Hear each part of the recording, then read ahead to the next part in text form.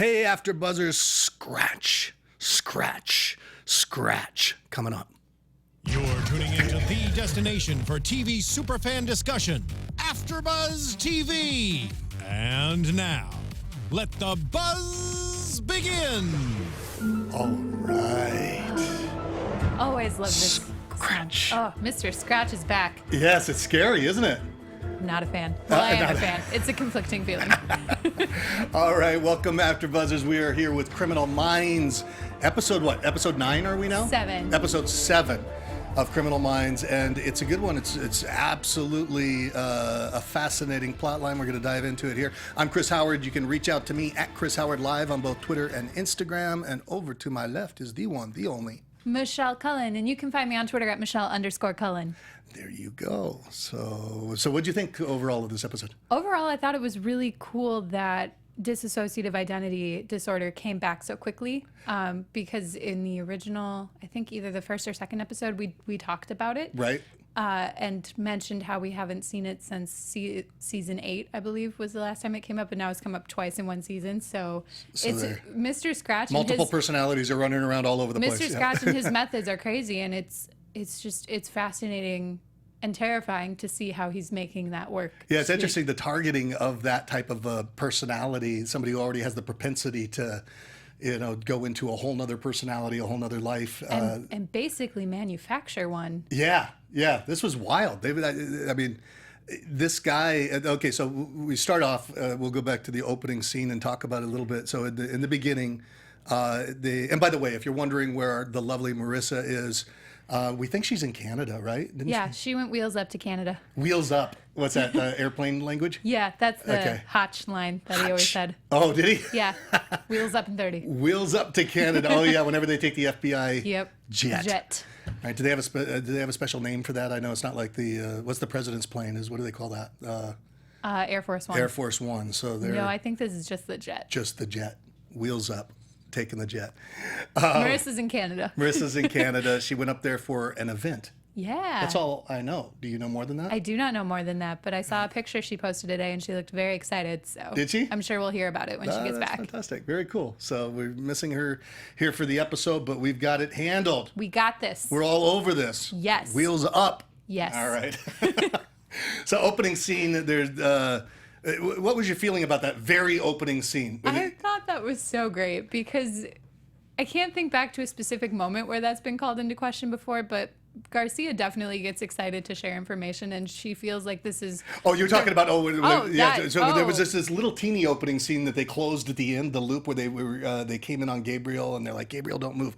But keep going with that. I just covered it. So opening. That was just a little weird, just a little teaser. Yeah, with the going in and out of focus. Yeah. You didn't know if it was drugs. You didn't know what was happening. Right. It was intense, and it was just... And you didn't know what Gabriel... I didn't know what Gabriel was, did you? Yeah, no. Okay, yeah, because I think this is the first episode that we've seen the brother in, yeah? Yeah, this is actually the first episode that we're getting any background on Tara. Oh, really? Yeah, it's very exciting. You've been watching a lot longer than I have, so But very, very exciting. It was actually a lot of good depth and good background on her. Yeah. So then you were saying Garcia, yeah. Yeah, sorry. I completely forgot that tiny That's all right. moment happened. But then, Garcia is so great. I love that. She's awesome. I wish she was more in this episode. We didn't get to see much of her. Yeah. I love that it's such a family that they placed bets. on how long she'd hold the secret. Yes. Right. So she was given private information, which was that Dr. Tara was going to meet with her brother, with Gabriel. Yeah. And she couldn't. And who won the bet? Did we? Prentice won the bet. Prentice won the bet? Yep. It took her 12 hours to divulge the secret, and Prentice had guessed 11. And the funny part is that Prentice was having a conversation with her and pretending like she didn't know anything about the information that was being divulged. Yeah. So that was kind of cool. That was. Yeah. So Garcia gave it up that Tara's going out to meet with her brother. And then cut over to the coffee shop where Tara's waiting to meet with her brother. Guy sits down. What are your first thoughts? Because it starts out that she is reacting, but we don't see who she's speaking to. Right. Or really hear his Well, he's side. sitting there. It looks like... It looks like it could be her brother, but her reaction is so off-putting. Yeah, I didn't quite know what to make of that, because it was like, is is she the one with the problem? Because you'd think she was the one with the problem because he's talking about their past, talking as if he knows her. Yeah. And I lost where I was going with that. But yeah, it was a confusing moment where you didn't know if she was pranking him or if she just completely forgot, or if he was pranking her, if it was something more sinister. You couldn't really tell in that moment. That was the weird part about this episode. It just opened up so bizarrely that you didn't know where anything was going. Yeah. But really, I agree really, completely. yeah, really strange. And so he's revealing all of this information. So the guy sits down, claims to be her brother, Gabriel, and starts revealing all this information from their private life, which appears to be real. Yes. Yeah. What were you thinking about that? What were you feeling? Like where were your thoughts naturally going with that? I was feeling like perhaps this man has taken Gabriel hostage and assumed his identity, but he was fully aware of what he was doing. I didn't think that it was a dissociative identity. Who would have known, right? Situation. Yeah. But he seemed so convinced was the thing. It was like... It was really off-putting. Yeah, kind of. I think if I were the actor playing that role, you'd play it as if you really were Gabriel. Oh, absolutely. And I she was think the the crazy actor did very, very well. He really did. He was in it full on. Yep. 110%. I think you'd have to be like, you wouldn't even have to think you're the dissociative personality, that you've got this disorder. You'd have to really be playing the role full out. Yeah. Yeah, so I thought that was cool. So then she arrests him. Yes. That was an interesting reaction, but it's nice to have that power, I guess. Yeah, I guess so. Be Yeah. like, I am confused, I am upset, and I am concerned, so you are under arrest until we figure out what's going on. So they take him in, they arrest him, and it was nice to see the entire team backing her and saying, if somebody's messing with you, They're messing with all of us. they're messing with all of us. It's kind of like That us. family dynamic. I Right? love it so much. Marissa's gone, we got her back. Yes. Yeah, just like that. Just like that. So she pulls the, and they said we got to look at this guy who's impersonating her brother as an unsub, and we're going to deny him what he wants. Yes, which was to talk to Tara. To talk to Tara. Yep. It was such an interesting situation. And later on, it's going to be revealed that Mr. Scratch was behind this. Mm-hmm. What do you think was the real intent behind having this guy come in here and pretend to be the brother? The real intent behind Mr. Scratch's Yeah, decision like to have what- that? yeah. Psychological torture. Just to torture them. Yes. Yeah. And potentially kill the real Gabriel Later on in the episode. later on in the episode. Right. So you know a little bit more about Mr. Scratch than I do, since you've seen some of the other episodes. What's going on? Why is he after them? Why is he targeting them? He was put away by the BAU Okay. back in, what did I say, season 10? Season 10, episode 21 was when we Yeah, you met said Mr. that was the Scratch. one we had to go back and watch. Yeah. Yes. He used psychological torture, drugs, and sage to induce memories in people that didn't happen. So they were, in that episode, they were convinced that someone, a monster that had long fingers that would scratch, killed their loved one or their parents, and really it was them having a psychotic break. Now, was he a psychologist or something, or did he have some sort of a background in? I would have to watch that episode yeah. again. He's a very smart man. He's brilliant. He has a very high IQ, and he prefers to kind of be a puppeteer in the Got it. situation. So he manipulates the pawns to do his bidding. And so to take it to the limit of implanting memories, that's serious. Yeah, this is a newer, more extreme tactic that he's taken on. Before Right. it was him doing it directly. Like he was inducing picking these- the memories, and I'm gonna induce that. Here I'm gonna take it out of your head and I'm gonna put it into your head. Yes, Yeah. exactly. So they said that he used drugs to do that. That was part of what he used. Yep, and we saw the gas mask going on Gabriel. Right. In this episode earlier this season. Was it gas back in season 10 too? Was that similar? It was similar. It went through the vents in the house. Okay. And now he's using a gas mask because he's remote. He's on the run. He was arrested. He's one of the most wanted killers. And he's already made it so Hotch had to go into witness protection. Right. And so now he's kind of systematically targeting the rest of the team. I'm curious, was Hotch targeted more than other people on the team? Hotch was the one who caught him in Okay. season 10. Got it. He underwent psychosis from Mr. Scratch. Mr. Scratch Hotch did. blew the drug into his face, and he, breathed it in, and then he was having Some sort of a psychotic a trip. episode. Yeah. He was having a bad trip. Right. And he was. Yeah, that's the way to put it. Yeah. And Mr. Scratch was feeding him memories and convincing him that his entire team was dead. Like it was a crazy, crazy situation, and it's fascinating to see how he's doing it now Right. with the team. Yeah. What was interesting for me was when it comes like about midway through, and I'm jumping around a little bit here, but Luke says there's got to be some sort of overlap. He mentions that, the Manchurian Candidate, when you look at brainwashing, that stuff hasn't worked traditionally in the way that people have wanted. But this guy, who they find out his name's Desmond later on, is so anchored into this personality, like you can't shake him. And he said there must be some overlap between Desmond's story and Gabriel's story. Yeah. What do you think about this part? I thought that made a lot of sense. It was a very smart, logical way to go, because I've said it before, and Right. I think it's unfortunately common knowledge for most people. We tend to remember our negative memories More better than than the the positives? happy. Yeah. More than the happy memories. So having such a powerful negative moment in your life that would cause a psychotic break, especially, like, you cling to that and you recognize that in another situation. Right. And it's kind of a security blanket in a weird sense. How do you think? Was there any intent in Mr. Scratch to find this guy who did have such an overlap with Gabriel's story? Because there were major commonalities. Mother was lost. The father was parading around with guns. Desmond, his story was that he was forced to play Russian roulette with his dad. The story of Gabriel was that his dad was getting drunk and parading guns around the house. How many? That's a lot of similarities. That's an interesting point to raise that wasn't really addressed, is did he Right. just get lucky?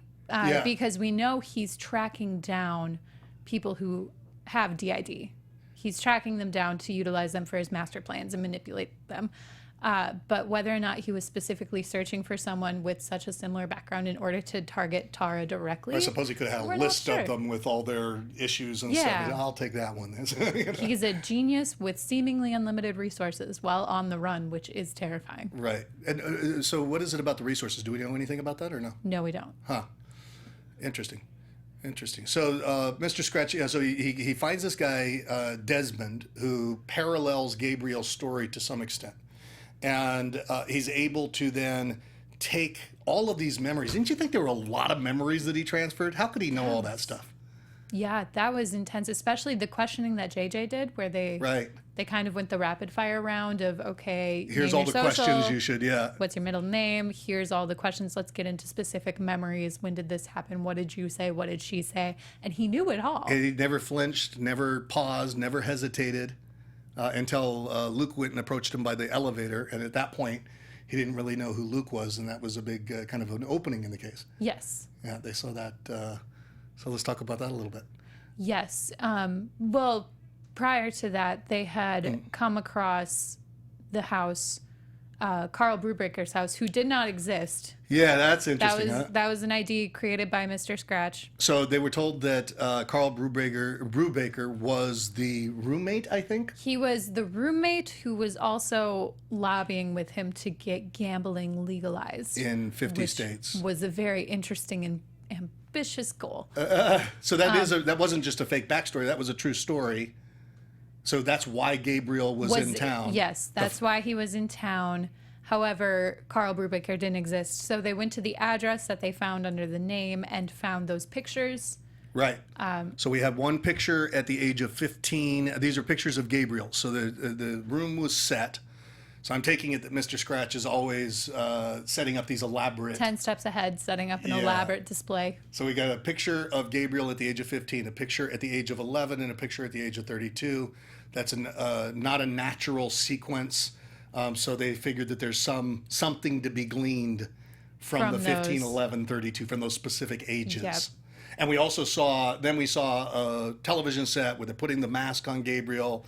I guess the gas is starting, and Mr. Scratch says, the guy say, Luke saved me, and he says, like, Luke can't save you now. Yeah, he was shouting Luke over and over, which Luke. They first determined must be Luke Alves, the newest member of the BAU. So originally the route of a thought that they were going down was that he was targeting the entire team, and that was a way to acknowledge that we know who your Scratch team is, or I know knows, who your team is. Yeah, exactly.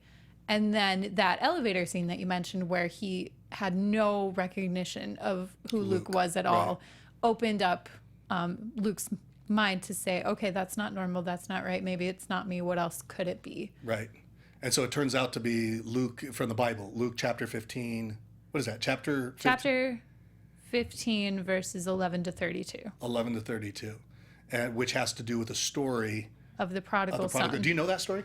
I should, because I went to Catholic school for 18 years, but I got nothing. I think of the prodigal son. Okay, so prodigal is like a protege, right? It's like somebody who is favored or seen as having some sort of a natural advantage, I think. Yes. But I don't know the story either. Yep. I didn't go to Catholic school, but I knew a lot of Catholic girls. I have no excuse. Just kidding.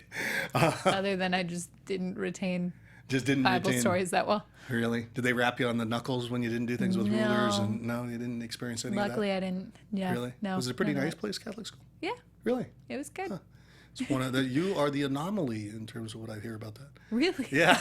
All right. No, I had one friend who had a very, very tough time. And yeah, he carried stuff with him for the rest.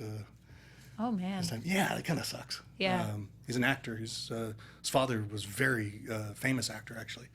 Wow. Yeah, but anyway, beyond that, so we've got. Where were we? We were just we were talking about the prodigal son story, which runs parallel to Tara and Gabriel's life, because Tara was always labeled the successful one, kind of the favored one in the family. Right. While Gabriel was kind of the wash up. He got a full ride to Yale and he didn't go. He was just always in a Ponzi scheme of some sort, I guess, and just wasn't really succeeding at life the way that Tara was. Right. And so and this was how she knew him going in when she first went to go meet him in the coffee shop. He was kind of the very extremely intelligent kid that just didn't go very far. Yeah. And was getting in these get rich quick schemes. Exactly. Right. Yeah. So this prodigal son thing was the theme that surrounded the whole episode and tied it all together. Yep. And I guess see, I wish I knew the story because I don't really know what it is. Is there the prodigal son that is, the one that's believed to be favored that then is somehow loses that favor, or is it? Yeah, we just don't know. We should have looked. We it don't up. know. If you're watching right now and you know the answer, please let us know. Leave it in the comments. Leave it in the comments. Teach us a thing or two about the Bible. About the Bible. I mean, shoot, it's the season, right? So it's Christmas season. Yes. If you got a good story about the prodigal son, let us know. We'll be evaluating those stories very closely. Yes, very closely.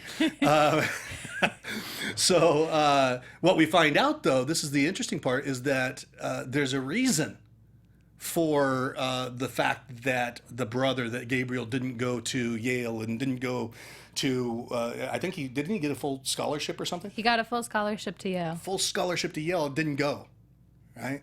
What's that all about? On the surface level is crazy. When they find out that the man that they're holding downstairs is named Desmond and that he has dissociative identity disorder, Garcia also finds a video of him having a dissociative break when he was when his therapist was attempting to have him confront his other personalities. Push too many buttons. And... Yes. So they decided, after trying to give him nothing he wanted to talk to Tara, they were refusing to let it, that they needed to go in the completely different route, where Tara went in and pretended that he was in fact her brother and spoke to him. Do you think that'd be hard? I think that would be very hard. It was kind of interesting. Huh? It's like, because she eventually fell into it, but it took her a little while before she was willing to play like that. I imagine that would be one of the more uncomfortable situations that you could ever be asked to be in, knowing that your real brother is in perilous danger from a psychopath, and having this fake, you have to play this game. This fake brother sitting across from you that you have to encourage to continue to pretend to be your brother to get to the bottom of things. That was quite a fascinating little situation that they created there. And then when he says, I want Dad in here for this conversation, what'd you think about that? It's one thing to ask a trained professional to handle that type of situation, but then when you bring in a grieving family member, it can go off the rails very quickly. That could have gone a lot worse than it did. It could have. It went ultimately very well for this situation. Right. It uncovered an ugly truth that needed to be uncovered in their family, but it ultimately helped. See, I didn't even see how ugly the truth was. I mean, the guy so the father had lost the wife, and so he was drinking, and he's parading the guns around. I mean, luckily nobody got shot or anything, but the son was taking care of the father. What's so ugly about that? I mean, he went through some hellish times, I think the implication of the time is that Gabriel was 17 or 18. He was Right. very young and very impressionable and very dependent on his only remaining parent. Right. And his father was Falling apart. basically falling apart, either carrying the shotgun around as a threat. It was a threat, but whether or not it was to kill himself or to kill both of them Right. or what, that kind of terror put on a younger mind, that's just... I think it's a stressful moment, but you That's can't very really stressful. wrong the father. I mean, it's like, what do you do if you can't handle the emotional severity of the situation? And I'm sure that it could be very tough for a lot of people, absolutely. But I have I wouldn't judge him for that personally. I wouldn't say, why don't you have your shit together? Would you? I wouldn't necessarily... I would suggest that the father get help if he's Right, parading around a shotgun and drinking copious amounts of alcohol. But I think it's more It's just kind of sad, asking the right? 17-year-old to... He felt the obligation to sacrifice his future and his life to make sure that his father got better and stayed alive. Kind of heroic, really. It is, and that's the... I believe that's the point of the prodigal prodigal son story. son. I think that's how that ends in the Bible So too. we thought that the But- one son that was favored was really the special one, maybe. But the other one made the bigger sacrifice. The other one made the biggest thing. Okay, I think we got it. I think, Yeah. that's very heroic Yeah. of you to come up with a story like that. Just kidding. Yes. So he made the big sacrifice. He was there for Dad each step of the way. And the father, Mr. Lewis, made Gabriel promise never to tell Tara so that she could continue on in her education. He said he ordered him. That was Yep. interesting. That's a burden too, because then you're keeping that secret for your entire life while you're still trying to maintain a relationship with your sibling. Who thinks you're a loser, basically. Yeah. Right. But yes, he was seen as a loser, and he had made this huge sacrifice, and he bore that. Yep. He bore the weight of that. Huh. Yeah, I'm still putting the pieces together myself. Yes. So that one big family decision led to how they lived their lives And up how they until perceived each that other moment at the and- table. That's fascinating. And so that probably, even Desmond did say that when he was playing Gabriel, he said that from that moment, I was never myself. Yep. So there's probably a lot of resentment and that type of thing. Although we didn't see that with Gabriel. Do you think that Gabriel was really feeling the levels of resentment that Desmond was portraying, or was that maybe just manipulation on Mr. Scratch's part to push their buttons? I think those were probably sincere feelings, but he was tied to a BDSM chair with a gun pointed at his head, so I don't think in that moment Right. he would have shown resentment Right. toward his sister. So, but you think that the real resentment was really there, rather than being something that was blown up and manufactured for the sake of the father and the daughter? At this point, I do. Yeah. Yeah. That's like radical therapy to have to go through as a family. It's intense. Yeah, but at least they got everything out. That's got to be Yeah. therapeutic in and of itself. And there's probably forms of therapy where you role play and somebody else plays the role of the person.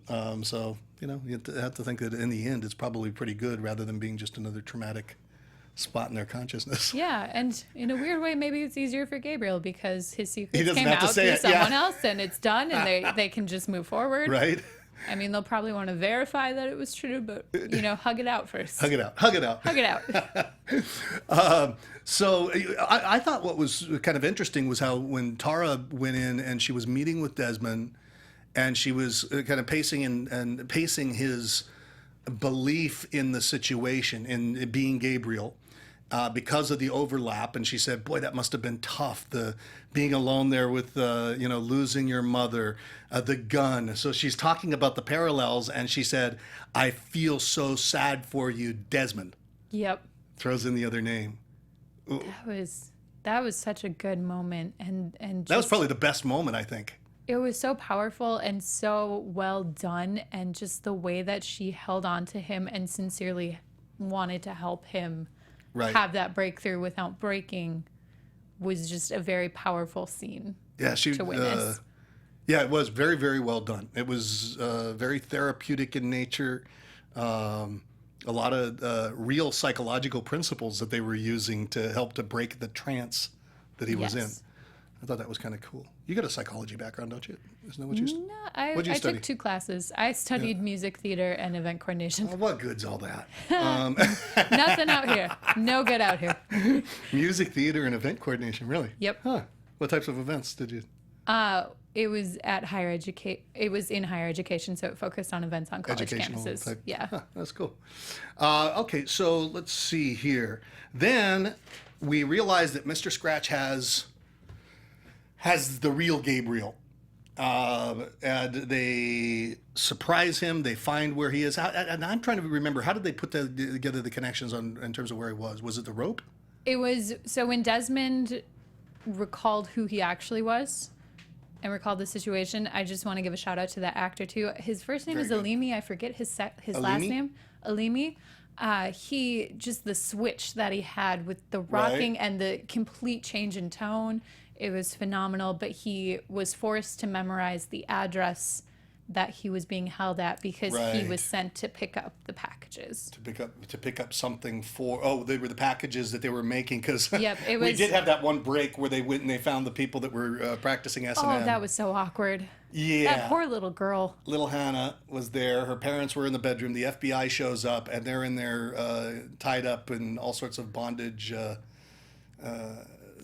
materials. And apparently the father built or constructed or put together or sold to Mr. Scratch this S&M based device. Yeah, a vice chair. A vice chair of some sort. Yeah. That he was keeping the real Gabriel entrapped within, and then we get to discover what that's more about afterwards. But so we get the address from Desmond. Yes. And then they run there and they find the trigger boxes. I don't know what they're actually So there's called. the real Gabriel. They get there. Gabriel's sitting in a chair. He's tied up. He's got rope all over him. He's got, I think was he gagged?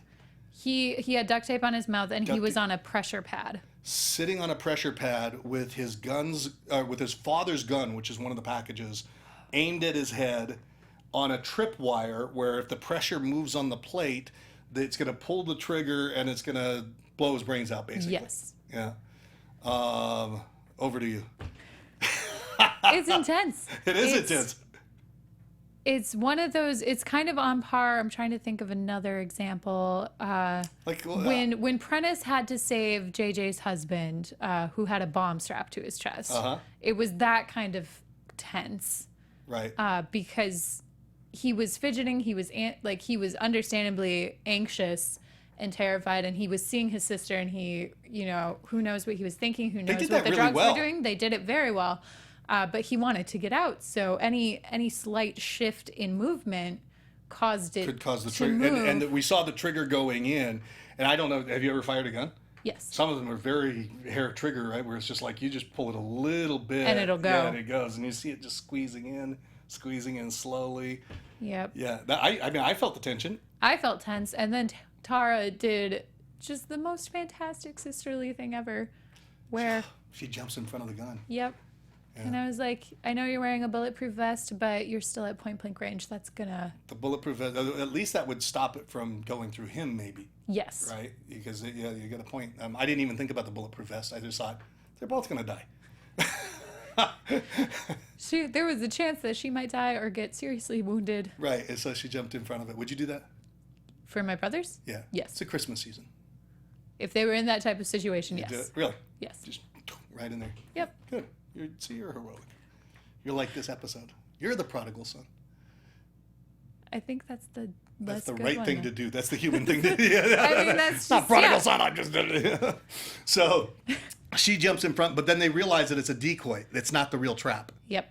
This is very complex. It's elaborate. It's a giant mousetrap. Yeah. See, I remember because essentially what happens then is we get a roll down poster that says Exodus something. It's another Bible verse about flies that take. Do you remember what the verse was? Exodus 8:24. Wow. Do you remember what it was? What It was said? one of the plagues of Egypt, the flies swarming down. Flies swarming down. So they've got these contraptions up above in the room, and you don't really know what's going to happen. Is it going to be gas? Is it going to be flies? I mean, God knows what's going to come out. But then they start throwing it. It's like these big nail guns or something, and then all these nails start coming down. They were able to dive out of the way, but I remember just thinking, really, this kind of stretched my imagination a little bit. Like, I don't think the FBI really sees stuff like this. So do you? I think again, you should definitely rewatch, and I'm going to The rewatch first it too. Mr. The very Scratch? first Mr. Scratch, because it'll make a lot of sense. Just with How how elaborate his it is mind and how he works. works, yeah. But it makes sense to me especially if you're in hiding and you need to get materials and not raise suspicion. What makes sense? Nails. Oh yeah. Okay. So Yeah. so you're saying that that's kind of the MO, is that he's always got to come up with things that Yep. aren't gonna be. Well, and I've watched other cop shows where a nail gun is used as a weapon, so for me it just kind of it's Yeah, like nail that's gun, a but reasonable these thing. are like but huge that's like a nail nail gun rocket missile launchers, launcher. right? Yeah. That's a little elaborate to build, but Yeah. that doesn't surprise me with Really? Peter Lewis, Huh. aka Mr. Scratch. Mr. Scratch. I'm gonna have to watch this first episode because it's yeah. I thought, okay, that's a little bit much for me. I don't know if that would really happen in real life, but I still enjoyed the episode. I mean, I Yeah. like the psychology behind it, and especially the brainwashing of these people that were prime targets for the brainwashing. Mm-hmm. What'd you like most about the episode? Overall, I loved finally getting to know Tara better. Aisha Tyler was originally just signed on for 6 episodes last season, and then they made her series regular this season. So all season long, I've been wondering when we would get to know her better, because obviously with Luke Alves joining the team, we got his backstory and we got Right. to know him right away, but I wanted more on Tara. So now we know more about her fill in and the we feel blanks. more connected to her. And I think that that's really great. And I can't wait to see where they go moving forward with her family dynamic. Yeah, that was neat. The dad, the brother, they're all really good characters. Yeah. You almost wish that Desmond could keep going on playing the brother because he had such a big role. Or that they just We don't know adopt Gabe- him into yeah. his family. Yeah, come on in. Any final thoughts? Or we have a little shorter show here today. We do. I just want to give a couple fun facts that I Yeah, learned please, from please. CBS.com about this episode. That nail gun, grenade launcher Uh-huh. type thing was all computer generated. Okay. It looked super realistic Yeah, to it me, did. so that was very well done. And then Joe Mantegna, Rossi, directed this episode. Oh, no kidding. Yeah. Ah, that's awesome. So that's very cool. I love that the cast also, him and Matthew Gray Gubler, have each directed a couple episodes. I think a couple more probably directed. It's kind of a it's fun just so playground where great you get to how grow. involved they Yeah. are and how well they mesh together as a team. Yeah, I like to see that on shows where they enable the cast to do that because it's Yeah. it's you get to learn, you get to grow while you're working. I think that's a really good practice, and they end up putting out some good work too. They so do. That's good. Yeah, I mean it was a good episode. Yes. I enjoyed it. Yeah. All right, cool. Anything else you'd like to say here as we wrap? Nope. We will see you next week for the mid-season finale. It is the mid-season finale, so it's coming up, and then we we're going to take a little break for the holidays, and we'll come back in January or February. You think? One of those two. One of those two, so pick one. And with that, where can people reach you? Where can they reach out to you? You can find me on Twitter at Michelle_Cullen. All right, and you can find me, and she's not the vampire. I'm not the vampire. Cullens, yeah. Not part of that. I don't think your generation even knows Twilight, which is really scary. My little brother got it worse than me, that's for sure. Okay, good. I'm Chris Howard. Reach out to me at Chris Howard Live on Twitter and Instagram. And also make sure to download our podcast. You can find that on iTunes for the Criminal Minds podcast. We have our normal host, she's out in Canada. She'll be joining us again next week. So you want to stay tuned for that. Come back and join us. And with that, we'll say over and out and see you next week. Ciao. Bye. Bye, guys. Who knows Kevin Undergaro, Phil Svitek, and the entire AfterBuzz TV staff, we would like to thank you for listening to the AfterBuzz TV network. To watch or listen to other after shows and post comments or questions, be sure to visit AfterBuzzTV.com. I'm Sir Richard Wentworth, and this has been a presentation of AfterBuzz TV. Buzz you later. The views expressed herein are those of the hosts only and do not necessarily reflect the views of AfterBuzz TV or its owners or principals.